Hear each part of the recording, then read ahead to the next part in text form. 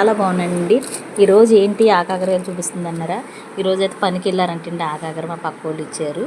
Minimum అయితే KG ఉంటాయి. అయితే ఫ్రీగానే ఇచ్చారండి. ఎందుకంటే ఇక్కడ మాకు చేలు ఎక్కువ ఉంటాయి, పంటలు పండిస్తూ ఉంటారు, అలాగే కూరగాయలు ఎక్కువ ఇస్తూ ఉంటారు పనికి వెళ్ళిన వాళ్ళు.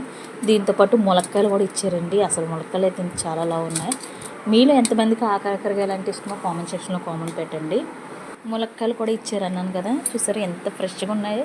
లావు కాయలండి, ఇవి కూడా చేలో పండించారంట. ములక్కాయలుని ఆ కాకరకాయలు అయితే ఇచ్చారు. నిజంగానే పల్లెటూరులో ఉంటాం కానండి, చాలా మనకు మేలే. పనిలోకి వెళ్ళిన వాళ్ళు ఎవరో ఒకరు మనకు ఆ కాకరకాయలు అయినాయి, కూరగాయలు అయినాయి నాకు ఎవరో ఒకరు ఇస్తూనే ఉంటారు. ఇప్పుడైతే కట్ చేస్తున్నాను, ఎందుకంటే పొద్దున్న పిల్లలు క్యారేజీ పెట్టాలి కదా, పొద్దున్నే లెగ్సి చేయాలన్నా నేను చేయలేను, అందుకని ఇప్పుడైతే కట్ చేసేస్తున్నాను.